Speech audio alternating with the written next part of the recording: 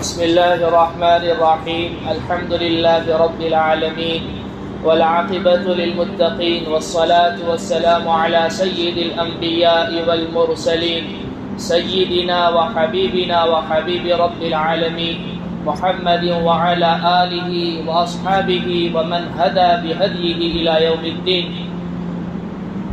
أما بعد، قال الله تبارك وتعالى في كلامه المجيد والفرقان الحميد: أعوذ بالله من الشيطان الرجيم. بسم الله الرحمن الرحيم. وإن تتولوا يستبدل قوما غيركم ثم لا يكونوا أمثالكم.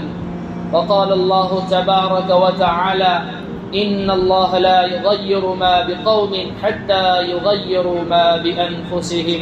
صدق الله العظيم وصدق رسوله النبي الأمي الكريم، ونحن على ذلك لمن الشاهدين والشاكرين والحمد لله رب العالمين. درود شریف پڑھ لیں. اللهم صل على محمد وعلى آل محمد كما صليت على إبراهيم وعلى آل إبراهيم إنك حميد مجيد. اللهم بارك على محمد وعلى آل محمد كما باركت على إبراهيم وعلى آل إبراهيم إنك حميد مجيد. میرے عزیزو، پیارو، بزرگو، اللہ کے رسول پر ایمان رکھنے والے میرے دین عظیم بھائیو، اولاً سب سے پہلے ہم اللہ رب العزت کا شکریہ ادا کرتے ہیں اس بات پر کہ اس نے مجھے بھی اور آپ کو، ہم تمام کو نعمت ایمان، نعمت اسلام عطا فرمائی. فتنوں کے اس دور میں اللہ رب العزت کی طرف سے بن مانگے ملنے والی ان نعمتوں کو بچانے کی ضرورت ہے. دعا بھی کرتے رہنی چاہیے، کوشش بھی کرتے رہنی چاہیے کہ اللہ رب العزت اسی نعمت ایمان، نعمت اسلام پر زندگی گزارنے کی توفیق عطا فرماوے اور اسی پر ہمارا خاتمہ بالخیر بھی ہو، تاکہ مرنے کے بعد یہ نعمت ہمیں جنت میں لے جانے کا ذریعہ اور سبب بنے. یہ بہت قیمتی نعمت ہے. اس نعمت کی قیمت کا ہم اندازہ نہیں لگا سکتے، لیکن یہ نعمت جس قدر عظیم ہے، آج دیکھا جا رہا ہے معاشرے میں کہ ہمارے اندر سے اس نعمت کی وقعت کم ہو رہی ہے. ایک طرف ارتداد کی ہوائیں ہیں جو چل رہی ہیں، ایک طرف الحاد پر لوگ آ رہے ہیں، ایک طرف منکرین ختم نبوت کا فتنہ سامنے ہے. ایسے میں ضرورت اس بات کی ہے کہ ہم اپنے ایمان کی حفاظت کریں.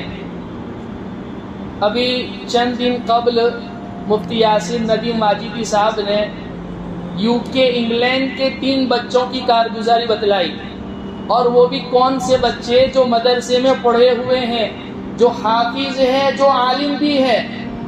وہ دین اسلام کو چھوڑ کر انہوں نے الحاد اختیار کر لیا. الحاد کہتے ہیں بے دین، خدا کے وجود کا انکار کرنے والے.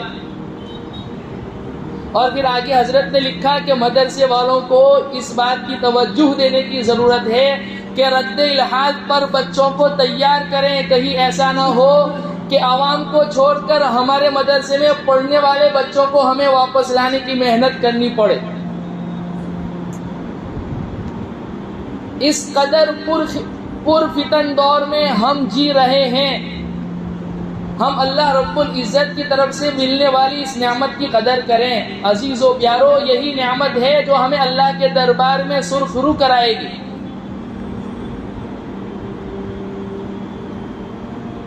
اس وقت امت مسلمہ کئی سارے حالات سے دوچار ہیں. امت کا ایک طبقہ تو وہ ہے جو ان حالات کو دیکھ کر مایوس ہو گیا ہے کہ اب کچھ نہیں ہو سکتا، اور نا امید ہو گیا ہے. اور امت کا دوسرا طبقہ وہ ہے جو نا امید تو نہیں ہوا ہے، لیکن خوف و ہراس میں مبتلا ہے، وہ ڈرا ہوا ہے، سہما ہوا ہے کہ اب کیا ہوگا۔ جبکہ اسلام کی تعلیمات کو سامنے رکھا جاوے، قرآن کی تعلیمات ہمیں یہ بات بتلاتی ہے کہ مومن نہ تو نا امید ہوتا ہے، مایوس ہوتا ہے، نہ خوف و ہراس میں مبتلا ہوتا ہے۔ اللہ سبحانہ و تعالی فرماتے ہیں لا ییأس من روح اللہ الا القوم الکافرون، کہ اللہ کی رحمت سے مسلمان نا امید نہیں ہوتا، کافر ہی نا امید ہوتا ہے۔ لہذا ہمیں اس بات کی فکر کرنی چاہیے کہ ہمارے اندر کمی کیا ہے، ہم اپنے اندر کی کمیوں کو تلاش کریں اور اس کی اصلاح کی فکر کریں، کوشش کریں۔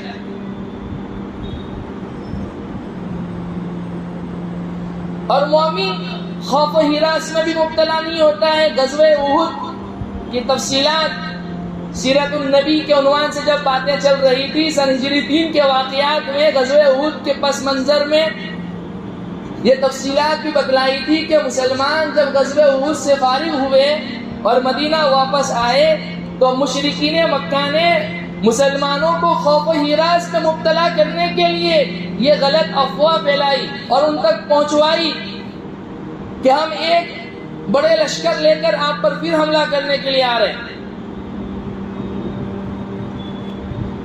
لیکن اللہ رب العزت نے اس منظر کو بھی کھینچا صحابہ کی شان میں کہ اس واقعے سے وہ خوف و ہراس میں مبتلا نہیں ہوئے کہ ابھی ہمارے 70 آدمی شہید ہو گئے ہیں، ہم زخموں سے چور ہیں، ابھی تو ہم اس صدمے سے ابھرے بھی نہیں ہیں کہ پھر سے ایک اور مقابلہ کرنا ہے ہمیں، بلکہ اس واقعے نے ان کے ایمان میں اضافہ فرمایا۔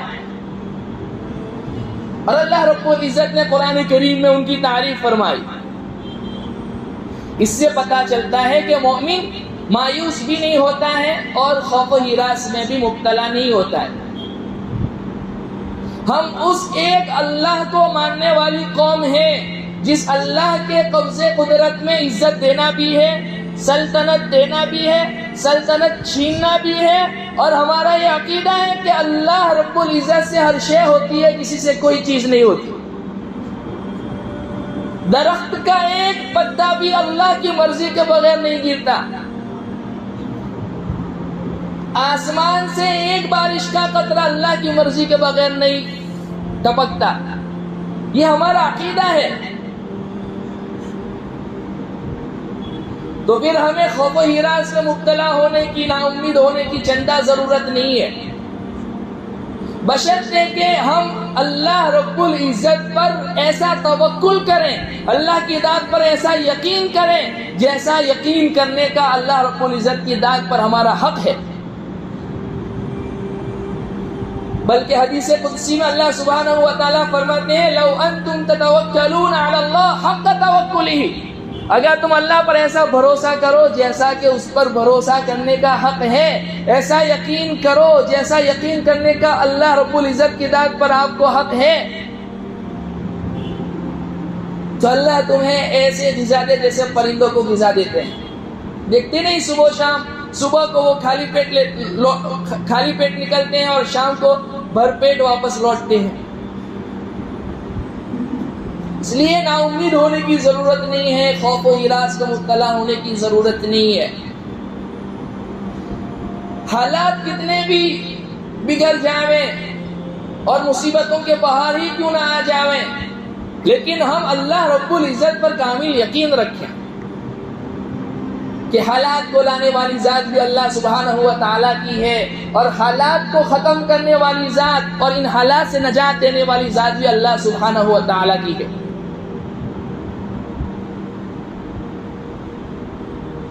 اور حالات آئیں گے، اس سے بھی پرخطر حالات اس سے پہلے آ چکے، اور اس سے بدتر حالات کا ہم شکار ہوں گے، لیکن ان حالات کا مقابلہ کیسے کرنا ہے؟ کامیاب زندگی گزارنے کے کچھ اصول ہیں جن اصولوں کو اپنانے کی ضرورت ہے۔ سب سے پہلی کمی ہمارے معاشرے میں مسلمانوں میں جس چیز کی ہے وہ جہالت کی. تعلیم سے کوسوں دور ہے، جہالت کوٹ کوٹ کر بھری ہوئی ہے. دین کی مکمل تعلیم ہمارے پاس نہیں ہے. دنیاوی اعتبار سے بھی ہمارے پاس اتنی تعلیم نہیں ہے جو ہمارے پاس ہونی چاہیے کہ جس کی بنیاد پر ہم دوسری قوموں سے آنکھوں سے آنکھ ملا سکیں. تو دینی اعتبار سے بھی ہم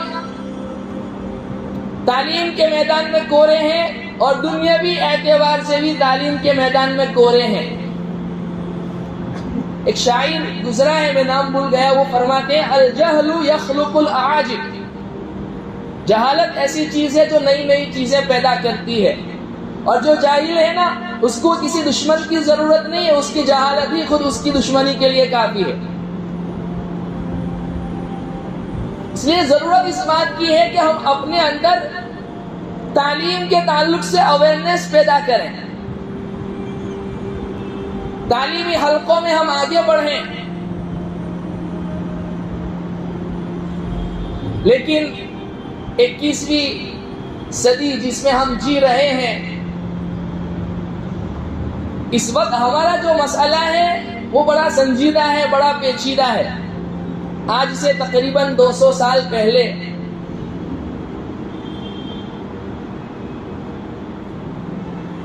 ہر اجتماعی کاموں سے جو ہے دین کو دور کر دیا گیا، دین بیزاری کا اعلان کیا گیا. تعلیم کے سلسلے میں، تعلیمی میدان میں دین کو دور کر دیا گیا. سیاست کے میدان میں، پولیٹکس کے میدان میں جو ہے دین کو دور کر دیا گیا.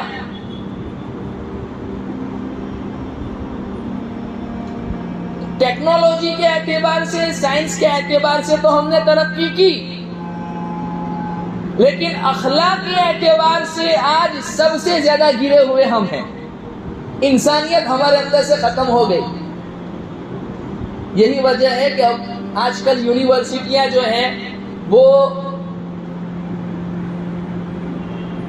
پرسنالٹی ڈیولپمنٹ کو لازمی قرار دیتی ہے، کیونکہ وہ اس نتیجے پر پہنچے ہیں کہ آج ڈاکٹر تو ہم نے بنا دیے، انجینئر تو ہم نے بنا دیے، بڑے بڑے پائلٹ ہم نے بنا دیے، اور سائنس اور ٹیکنالوجی کے اعتبار سے تو ہم نے ترقی کر لی. لیکن یہ لوگ جو ہے ایک انسان کے اعتبار سے جو ان کے پاس اخلاق ہونے چاہیے، کردار ہونے چاہیے، ماں باپ کی رسپیکٹ ہونی چاہیے، اساتذہ کی رسپیکٹ ہونی چاہیے، آپس میں ایک دوسرے سے جو اخوت، محبت، بھائی چارگی ہونا چاہیے، وہ ساری چیزوں سے کورے ہم ہو گئے ہیں.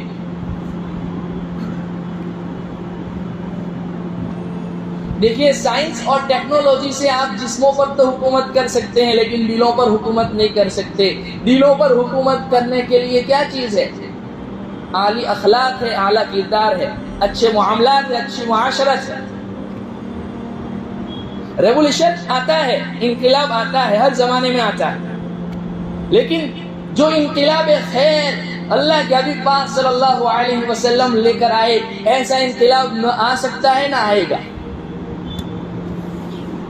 دنیا کیسی جہالت کی تاریکی میں تھی، آپ نے اپنی علمی فراست کے ذریعے، اپنے صحابہ کی تربیت کے ذریعے، تعلیمی میدان میں ان کو آگے بڑھا کر، ان کے اوپر محنت کر کے ایک ایسا قافلہ تیار کیا جو پوری دنیا میں گھما اور محنت اور مجاہدہ کر کے امت کو ایک تعلیمی سطح پر انہوں نے کھڑا کیا. کہاں وہ پڑا ہوا خون چاٹ لیتے تھے، اور کہاں آپ اس سطح پر چھوڑ کر گئے کہ اپنے بھائی کے پہلے پیاسے تھے، خود پیاسے تھے، جان کے لالے پڑ رہے ہیں، لیکن ان سے پہلے پانی پینا گوارا نہیں کیا. وَيُؤْثِرُونَ عَلَىٰ أَنفُسِهِمْ وَلَوْ كَانَ بِهِمْ خَصَاصَةٌ، جن کی شان میں قرآن آیتیں نازل ہوئی کہ اپنے اوپر دوسروں کو ترجیح دیتے ہیں گرچہ وہ خود جا کر ہی کے عالم میں ہے. تو جو انقلاب خیر آپ لے کر آئے، ایسا انقلاب نہ تو آ سکتا ہے نہ آئے گا. اس لیے ہمیں چندہ کرنے کی بھی ضرورت نہیں ہے. میں ہمیشہ کہتا ہوں ہمارے عقیدے دو ٹوک واضح ہیں، عبادت کرنے کے طریقے متعین ہیں، معاشرت، معاملات، اخلاقیات کا باب واضح ہے، اور آپ نے ہر شعبے میں ہماری عملی طور پر رہبری اور رہنمائی فرمائی ہے۔ ضرورت اس بات کی ہے کہ ہم قرآن سے اپنا رشتہ مضبوط کریں، اللہ کے حبیب پاک صلی اللہ علیہ وسلم کی سیرت کو روزانہ پڑھیں۔ ہمیں تو گیم سے فرصت نہیں، موبائل سے فرصت نہیں، کہاں ہمیں سیرت پڑھنے کا موقع؟ انگریز کا قصہ پچھلے ہفتے بھی بتلایا تھا آپ کو۔ اس سے پوچھا گیا کس چیز نے آپ کو اٹریکٹ کیا اسلام کی طرف، کس چیز نے آپ کو کھینچا مائل کیا اسلام مذہب قبول کرنے کی طرف؟ اور اس کا جو جملہ ہم کو دہلا دینے والا ہے، جھنجھوڑنے والا ہے، کہ جو قرآن کو براہ راست پڑھ لے، اللہ کے نبی پاک صلی اللہ علیہ وسلم کی سیرت کو پڑھ لے، ہو ہی نہیں سکتا ہے کہ قرآن کو پڑھنے کے بعد، سیرت طیبہ کا مطالعہ کرنے کے بعد وہ اسلام مذہب قبول کیے بغیر رہ سکتا ہے۔ لیکن گھر کی مرغی دال برابر، بن ماں کے اللہ نے یہ نعمت دی، اس لیے ہمیں اس کی قدر نہیں ہے۔ میرے عزیزوں، ضرورت اس بات کی ہے قرآن سے ہم اپنا رشتہ مضبوط کریں۔ میں نے خطبے میں آیت پڑھی، وَإِن تَتَوَلَّوْا يَسْتَبْدِلْ قَوْمًا غَيْرَكُمْ ثُمَّ لَا يَكُونُوا أَمْثَالَكُمْ، کہ اگر تم نے پیٹھ پھرائی، پشت دکھائی، تو اللہ تعالیٰ کو تمہاری ضرورت نہیں ہے، وہ غیور ہے، بے نیاز ہے، ساری دنیا کو اس کی ضرورت، اس کو کسی کی ضرورت نہیں۔ یہ الصمد کا مطلب ہے۔ الصمد کا جو مطلب ہے نا، مفسرین کہتے ہیں، محققین کہتے ہیں کہ اردو زبان میں اس کا ترجمہ نہیں ہو سکتا ہے، بس اس کا خلاصہ اور نچوڑ یہ ہے کہ ہم سب کو اس کی ضرورت، اس کو کسی کی ضرورت نہیں۔ یہ الصمد کا مطلب ہے۔ تو چونکہ ہمارے پاس الفاظ نہیں ہے، اس لیے بے نیاز لفظ بتا کر ترجمہ اس کا کیا جاتا ہے۔ وہ ایسی ذات ہے، وہ فرماتے ہیں کہ اگر تم نے پشت دکھائی تو مجھے تمہاری ضرورت نہیں، ایسے لوگوں کو لاؤں گا جو تم جیسے نہیں ہوں گے، یعنی تمہاری جیسی غفلت کے شکار نہیں ہوں گے۔ سب سے بڑا مسئلہ ہماری قوم کا یہ ہے کہ ہم غفلت میں پڑے ہوئے ہیں۔ ثم لا يكونوا امثالكم، وہ تمہارے جیسے غفلت کے شکار نہیں ہوں گے۔ اس لیے ضرورت اس بات کی ہے کہ ہم غفلت سے بیدار ہوں، اور ہمارے اندر جو کمیاں ہیں اس کو ایکسپٹ کریں، اور اس کو سدھارنے کی کوشش کریں، فکر کریں اور قدم بڑھائیں۔ اللہ کسی قوم کی حالت کو اس وقت تک نہیں بدلتا جب تک وہ قوم خود اپنی حالت بدلنے کے لیے تیار نہ ہو۔ ان اللہ لا یغیر ما بقوم حتی یغیروا ما بانفسہم، خدا نے آج تک اس قوم کی حالت نہیں بدلی، نہ ہو جنہیں فکر خود اپنے آپ بدلنے کا۔ اس آیت کا ترجمہ کیا بہترین شاندار طریقے سے شعر کے ذریعے علامہ اقبال نے پیش کیا۔ خدا نے آج تک اس قوم کی حالت نہیں بدلی، نہ ہو جنہیں خیال، نہ ہو جنہیں فکر خود اپنے آپ بدلنے کا۔ جب تک ہم اپنے آپ کو نہیں بدلیں گے اللہ بھی نہیں بدلے گا۔ اس لیے ضرورت اس بات کی ہے کہ ہم اپنے آپ کو بدلیں۔ ہمارا بچہ ڈاکٹر بھی بنے، ہمارا بچہ انجینئر بھی بنے، ہمارا بچہ جو ہے ایڈوکیٹ بھی بنے، ہمارا بچہ جج بھی بنے، ہمارا بچہ جو ہے پائلٹ بھی بنے، دنیاوی تعلیم کے اعتبار سے اعلیٰ سے اعلیٰ پوسٹ کے اوپر وہ پہنچے، IAS بھی بنے، جو ہے IPS آفیسر بھی بنے، IFS بنے، لیکن پہلے مسلمان بھی تو بنے۔ ضرورت اس بات کی ہے کہ اسے مسلمان بنائے۔ اس لیے ماں باپ کا سب سے پہلا قدم، یا بہت سے ماں باپ بیٹھے ہوئے ہیں، سب سے پہلا قدم ماں باپ کا یہ ہے کہ ہم اپنے بچوں کو دیندار بنانے کی کوشش کریں، فکر کریں، اور اسے ایسا ماحول ہموار کریں جو اس کو دیندار بننے میں مددگار اور معین ثابت ہو۔ گھروں میں دینداری کے چرچے ہو، گھروں میں تعلیمات ہو، قرآن کے حلقے ہو، صحابہ کے قصے بیان کیے جائیں، انبیاء علیہ السلام کے قصے بیان کیے جائیں، اچھی خصلتوں کا تذکرہ ہو۔ بچہ اگر بے ادب ہے اس کو ادب سکھانے کی کوشش کی جائے، اگر وہ کوئی غلط کام کر رہا ہے فوراً اس کی سرزنش کریں، اس سے پہلے کہ وہ آپے سے باہر ہو اور ہم کسی عالم کے پاس جاویں کہ حضرت کوئی تعویذ دے دے ہمارا بچہ ہاتھ سے نکل گیا۔ ہمیں ضرورت اس بات کی ہے کہ ہمارا بچہ جیسے ہی کوئی غلطی کرے ہم اس کی فوراً تنبیہ کریں، اور یہ اس کی سیکھنے کی عمر ہے، اس کی اصلاح ہو جائے گی، اس کی تربیت ہو جائے گی، اس کے ذہن میں یہ بات پیوست ہو جائے گی، یہ راسخ ہو جائے گی کہ یہ کام کرنا غلط ہے۔ آج تو ہمارا بچہ اگر کوئی غلط کام کرے تو اس کو اپریشیٹ کیا جاتا ہے، ماشاءاللہ دیکھو ہمارا بچہ تو شاہ رخ خان کی کاپی کر رہا ہے، سلمان خان کی کاپی کر رہا ہے۔ اللہ اکبر۔ کبھی ایک زمانہ ایسا بھی تھا کہ بچے کو پوچھا جاتا تھا کہ آپ کیا بننا پسند کریں گے، بچہ کہتا تھا میں صحابی بننا چاہتا ہوں، کیونکہ گھروں میں وہی تذکرے سنے تھے، مصعب بن عمیر کا واقعہ سنا تھا، امیر حمزہ کی شہادت کا واقعہ سنا تھا، خالد بن الولید کی شجاعتیں سنی تھی، ابو بکر صدیق رضی اللہ عنہ کی صداقت سنی تھی، عمر فاروق کا عدل و انصاف سنا تھا، عثمان غنی کی حیا سنی تھی، اور سیدنا علی مرتضی رضی اللہ عنہ کا علم اور ان کی شجاعت اور ان کی بہادری سنی تھی، اور ابو عبیدہ بن الجراح کی امانت سنی تھی، عبد الرحمن ابن عوف رضی اللہ عنہ کی تجارت کے قصے سنے تھے، سخاوت کے قصے سنے تھے۔ اس بچے کے اندر بھی یہی جذبہ، یہی داعیہ پیدا ہوتا ہے، جس چیز کے تذکرے گھر میں ہوتے ہیں بچہ اسی چیز کو فالو کرتا ہے اور وہی چیز بننے کی کوشش کرتا ہے۔ اس لیے سب سے پہلا کام ہمارا یہ ہے کہ ہم اپنے اولاد کی تربیت سے غافل نہ ہوں۔ آج ماں باپ اپنے اولاد کی تربیت سے غافل ہو گئے ہیں، ان کی نگرانی رکھیں، وہ کن سے دوستی کرتے ہیں، کن سے ملتے ہیں۔ آج ہم یوں سمجھتے ہیں کہ ہمارے مسائل کا حل یہ ہے کہ ہم بچے کے ہاتھ میں آئی فون دے دیں، بچے کے ہاتھ میں اچھی قیمتی سے قیمتی گاڑی دے دیں۔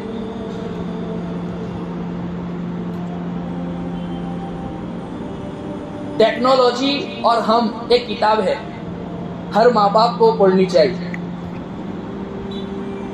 چھوٹی سی کتاب ہے، خرید لیں اور اس کو پڑھیں۔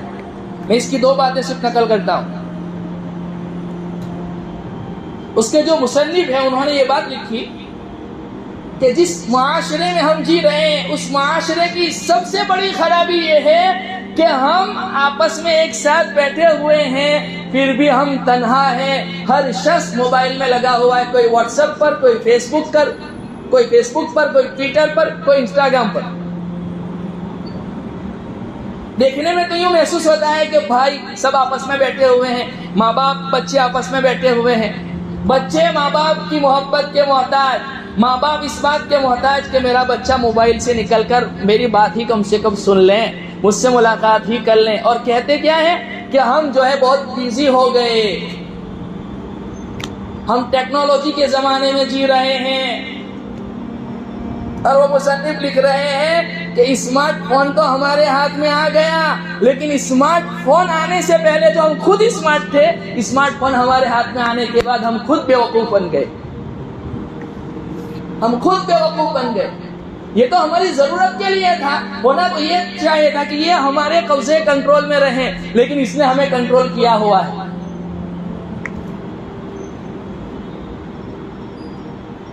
بلکہ جو لوگ شادی شدہ ہیں ان کے لیے یہ زوجہ ثانیہ کا درجہ رکھتا ہے، یہ ہماری دوسری بیوی ہے کہ اس کے بغیر ہماری ضرورت ہی نہیں۔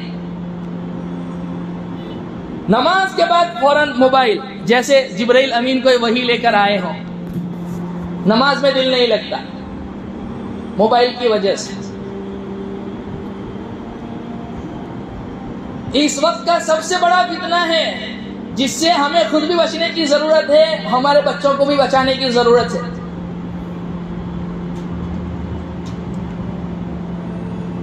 میں آج ایک واقعہ پڑھ رہا تھا، اسرائیل میں کسی محلے میں موبائل کی دکان کھولی گئی اور اس محلے والوں نے اسٹرائک کی، احتجاج کیا، مظاہرہ کیا احتجاج کا، اور اس دکان کے خلاف آواز اٹھائی کہ ہمیں اپنے محلے میں یہ دکان موبائل کی نہیں چاہیے۔ ان سے پوچھا گیا کیوں؟ کہا ہم اپنے بچوں کو تعلیم میں مشغول کرتے ہیں تاکہ یہ بڑے ہو کر پوری دنیا پر حکمرانی کریں، موبائل میں لگ جائیں گے تو اپنے مقصد سے ہٹ جائیں گے۔ وہ کہاں ہیں، ہم کہاں ہیں؟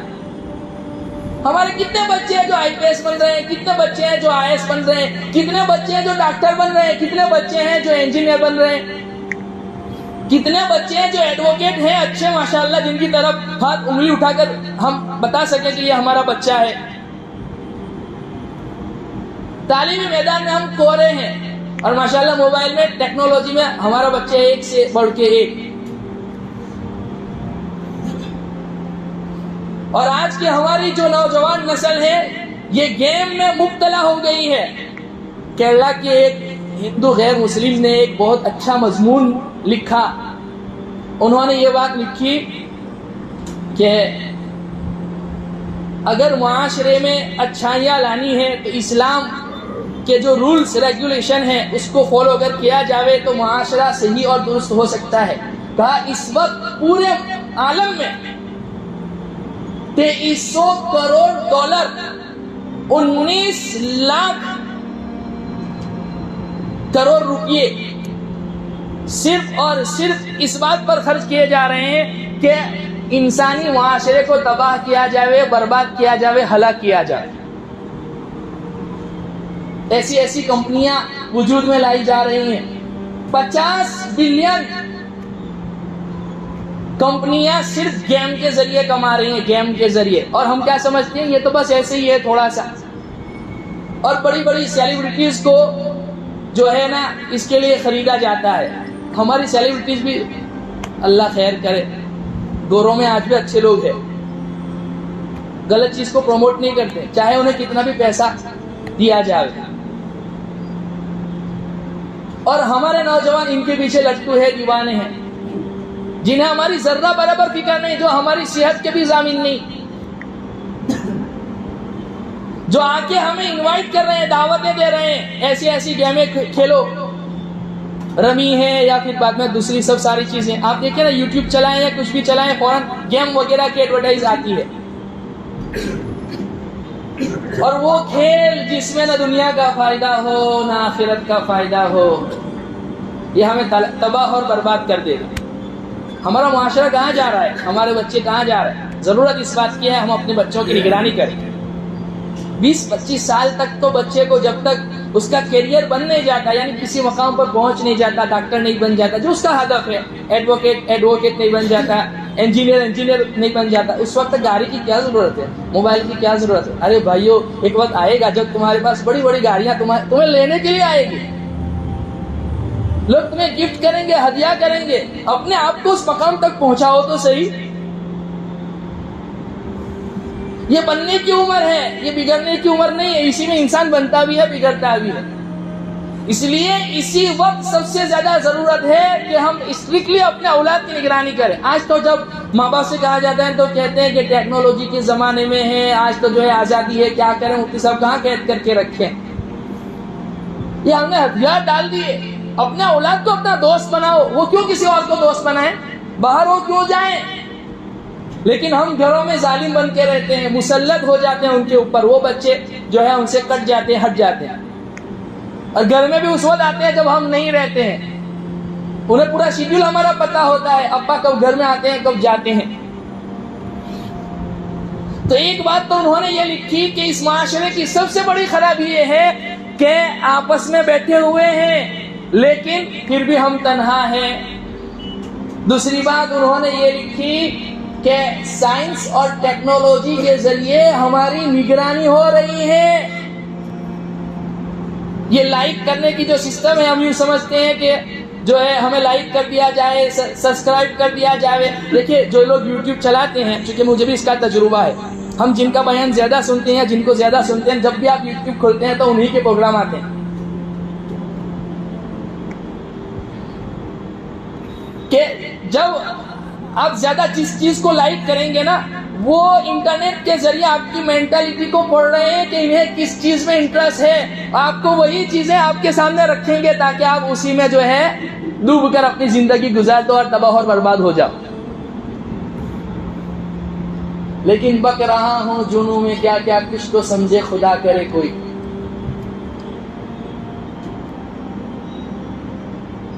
اور دوسری بات، ایک تو جو ہے ہم تعلیمی میدان میں آگے بڑھیں، دوسری بات ہمارا آج کا جو نوجوان ہے وہ ڈرگز میں مبتلا ہو گیا ہے. ابھی چند دنوں پہلے کارگزاری آئی، میں حیران ہو گیا کہ بچے جو ہے کولگیٹ کلوز اپ جو ہوتا ہے نا، اس کو جلا کر اس کو سونگھ کر نشہ کر رہے ہیں. اور سائیکل کی جو ٹائر ہوتا ہے اس کی جو ٹیوب ہوتی ہے اس کو جلا کر اس کو زور سے سونگ رہے ہیں اور نشہ کر رہے ہیں. اللہ اکبر، کیسی کیسی شکلیں ہیں. ایک تو ہے نا آدمی سگریٹ پی رہا ہے، حقہ پی رہا ہے، اور 16 سال کے بچے گانجا، چرس، ان ساری چیزوں میں مبتلا ہے اور ماں باپ کی توجہ نہیں. اگر ہمارے اولاد پر بس نہیں تو پھر ہم کس کام کے بڑے؟ ہم کیسے راعی ہیں؟ ہم کیسے نگران ہیں؟ ہمیں اپنے آپ کو باپ کہنے کا کوئی حق نہیں ہے. ہمیں اپنے آپ کو اپنے گھر کا بڑا اور وکیل کہنے کا کوئی حق نہیں ہے.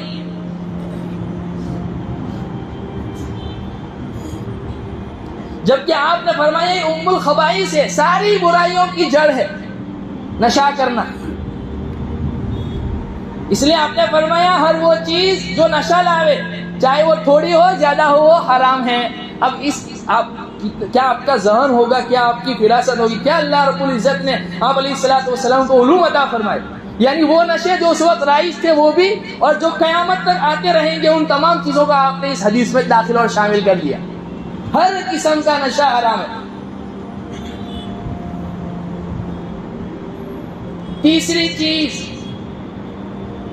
آج دنیا ترقی کے دور میں ہے، صفائی ستھرائی میں بہت آگے نکل رہی ہے. یہ چیز انہوں نے ہم سے ہی چندہ لی ہے، لیکن آج ہمارا معاشرہ ہے کہ ہر جگہ گندگی پھیلی ہوئی ہے. مسلمان جہاں کہیں رہتے ہیں وہاں یوں کہا جاتا ہے کہ یہاں کچرا ہوگا، یہاں پر جو ہے بدبو ہوگی، یہاں پر جو ہے کوڑا کرکٹ پڑا ہوا ہوگا، اور یہی ہوتا ہے. جبکہ آپ نے فرمایا النظافت نصف الایمان الطہارۃ شطر الایمان.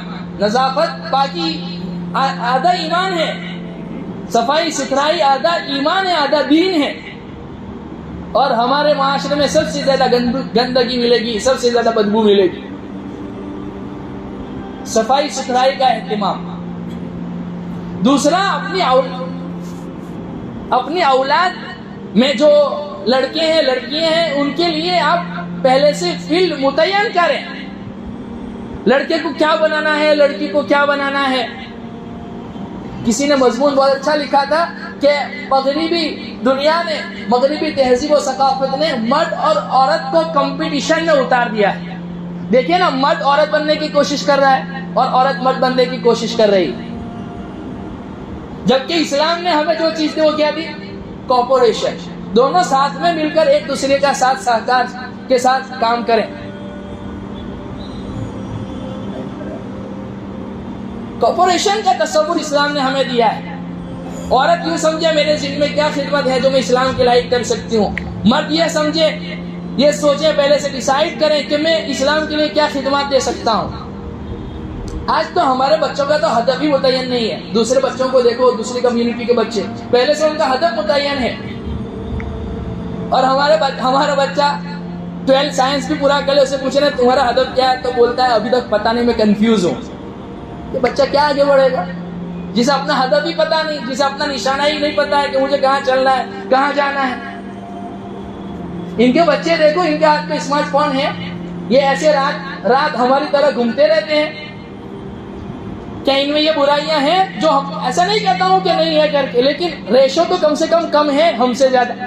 ان کا ایک ہدف ہے، ان کا ایک نشانہ ہے. ہمیں دنیا پر حکومت کرنی ہے، ہمیں ایک حکومت کے بڑے سے بڑے عہدے پر جانا ہے، اور وہ ایسے تو نہیں مل جائے گا نا. اس کے لیے محنت کرنی پڑے گی. علم چاہے دنیا کا ہو چاہے دین کا ہو، بغیر محنت کے حاصل نہیں ہوتا. اس کے لیے محنت کرنی پڑتی ہے، اپنے آپ کو کھپانا پڑتا ہے، پڑھنا پڑتا ہے، رات بھر جاگنا پڑتا ہے. لیکن ہمارے بچے کچھ اور ہی کر رہے ہیں. اس لیے ضرورت اس بات کی ہے کہ جو ہے ہم اپنے معاشرے کی طرف توجہ دیں.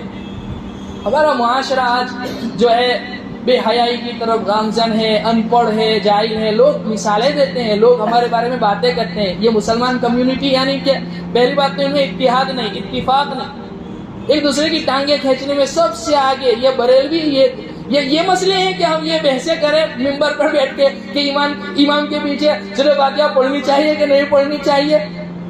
یہ وقت ہے کہ ہم یہ بحثیں کریں کہ امام کے پیچھے ہاتھ کہاں باندھنا چاہیے، ناک کے اوپر باندھنا چاہیے، سینے پر باندھنے چاہیے.